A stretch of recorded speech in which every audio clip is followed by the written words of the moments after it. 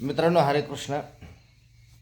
मित्रांनो, भगवद्गीतेमध्ये श्रीकृष्ण भगवंताने अर्जुनाला खूप सुंदर अशा शब्दामध्ये सांगितलेलं आहे की कोणत्या प्रकारचे भक्त माझे भक्ती करतात, कोणत्या प्रकारचे भक्त मला भजतात, किती प्रकारचे भक्त मला भजत असतात, माझी भक्ती करत असतात. तर ते 4 प्रकारचे भक्त असतात, ते मला भजत असतात, माझी भक्ती करत असतात. ते कशासाठी करत असतात हे पण भगवंताने सांगितलेलं आहे. तर 4 प्रकारची भक्त कोणती, आपण त्या भक्तीमध्ये येतो का, आपण तशा प्रकारे भगवंताला भजतो का, आपण ज्याला भगवंत मानतो, परमात्मा मानतो, आपली ज्याच्यावर श्रद्धा आहे, निष्ठा आहे, त्या भक्तीमध्ये आपण मोडतो का. 4 प्रकारची भक्ती सांगितली भगवंतानं. 4 प्रकारची लोक असतात, ती माझी भक्ती करत असतात.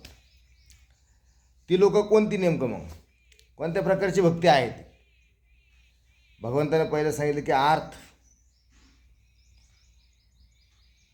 जिज्ञासू, अर्थार्थी आणि ज्ञानी, हे जे 4 प्रकारची भक्त असतात, 4 प्रकारची लोक असतात, ती लोक माझी भक्ती करत असतात.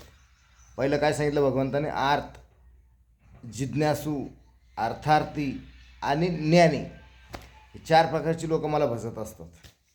तर अर्थ म्हणजे काय, भगवंताने सांगितलं की जे दुःखाने ग्रासलेले असतात, दुःखाने ग्रस्त झालेले असतात, दुःखाचा नाश होण्यासाठी, दुःखाचा विनाश होण्यासाठी ती माझी भक्ती करतात, ते म्हणजे आर्त असतात. दुःखाने ग्रासलेले असतात, दुःखाने व्यस्त असतात आणि दुःख त्यांच्या जीवनातून निघून जावं त्यासाठी ते भक्ती करत असतात, ते आर्त असतात. दुःखाचा नाश होण्यासाठी, दुःख आयुष्यातून निघून जाण्यासाठी, दुःखाचा विनाश होण्यासाठी दुःखाने ग्रासलेले असतात. जे भक्त दुःखाने ग्रासलेले असतात ते दुःखाचा नाश होण्यासाठी माझी भक्ती करतात, त्यांना म्हणतात आर्थ. मग आपलं जर दुःख आहे, दुःख आपल्याला आपल्या आयुष्यातून बाजूला करण्यासाठी जर भगवंताची भक्ती आपण करत असतो, तर आपण आर्त म्हणून, आर्त या श्रेणीमध्ये येतो.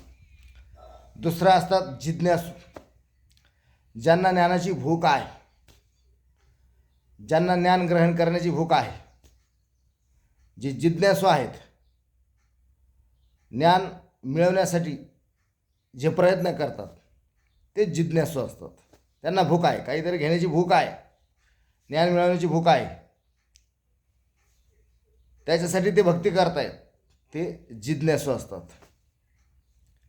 मग आपण त्या श्रेणीमध्ये येतो का, ज्ञान मिळवण्यासाठी काहीतरी भूक आहे का आपल्याकडे, ते प्राप्त करण्यासाठी ज्ञानाची भूक आहे, माहिती करून घेण्याची भूक आहे, ते आपल्याला त्याची माहिती झाली पाहिजे, त्याची भूक आहे, ज्ञानाची भूक आहे, ती मिळवण्यासाठी सुद्धा भगवंताची भक्ती करतायत, ते दुसऱ्या श्रेणीमध्ये येत आहे.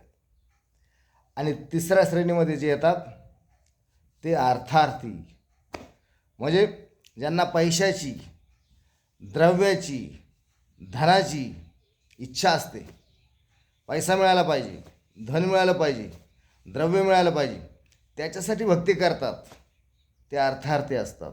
अर्थप्राप्ती होण्यासाठी, धन मिळवण्यासाठी, पैसा मिळवण्यासाठी ते अर्थार्थी असतात. आणि चौथ्या श्रेणीमध्ये जे येतात ते ज्ञानी असतात. म्हणजे आर्थ, जिज्ञासू, अर्थार्थी आणि ज्ञानी. ज्ञानी म्हणजे काय, तर ज्यांना ब्रह्माचं ज्ञान झालेलं आहे, ब्रह्माचं ज्ञान झालेलं आहे, ते ज्ञानी असतात.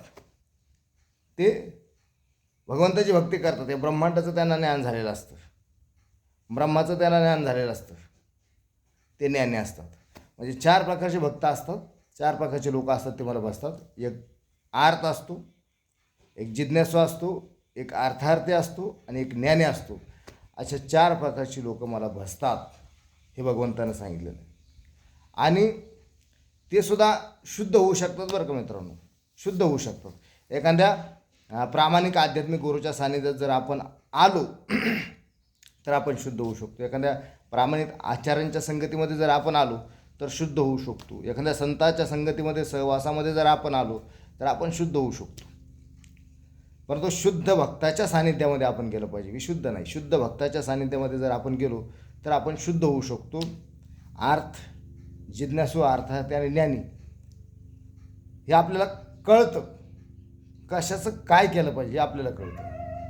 आणि संताच्या संगतीमध्ये, आचार्याच्या संगतीमध्ये, ज्ञानी लोकांच्या संगतीमध्ये जर आपण गेलो तर 100% आपल्याला आपण या भौतिक जीवनातून, या मायेच्या प्रभावातून सहजपणे तरून जाऊ शकतो. सहजपणे पलीकडे तेरावं जाऊ शकतो.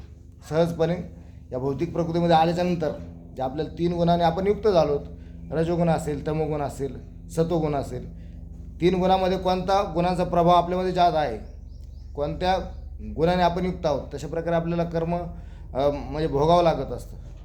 तशा प्रकारे आपण जीवन व्यतीत करत असतो. ज्याचा प्रभाव जास्त आपल्यावर सत्वाचा आहे, रजेचा आहे की तमोगुणाचा आहे, ज्याचा प्रभाव आपल्याला जास्त आहे, तशा प्रकारे आपण जीवन व्यतीत करत असतो, जगत असतो आणि तशा प्रकारे आपलं प्रारब्ध तयार होत असतं. म्हणून भगवंताने सांगितलं की 4 प्रकारचे भक्त माझे भक्ती करत असतात, मला भजत असतात. अर्थ असतो, जिज्ञासू असतो, अर्थार्थी असतो आणि ज्ञानी असतो.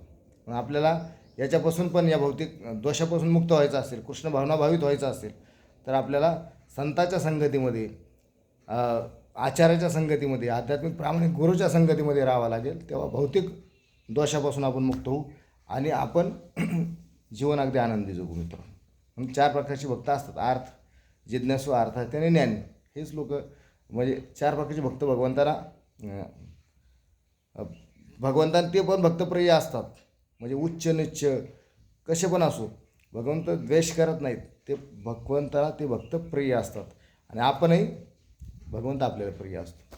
म्हणून 4 प्रकारची भक्ती आपण करत असतो. कशासाठी करतो तर ह्या गोष्टी मिळवण्यासाठी करत असतो. ज्ञान मिळवण्यासाठी किंवा पैसा मिळवण्यासाठी किंवा दुःखाचा नाश होण्यासाठी किंवा काहीतरी भूक, आपली ज्ञानाची भूक भागवण्यासाठी जिज्ञासू वृत्ती ज्या आपण होत असतो.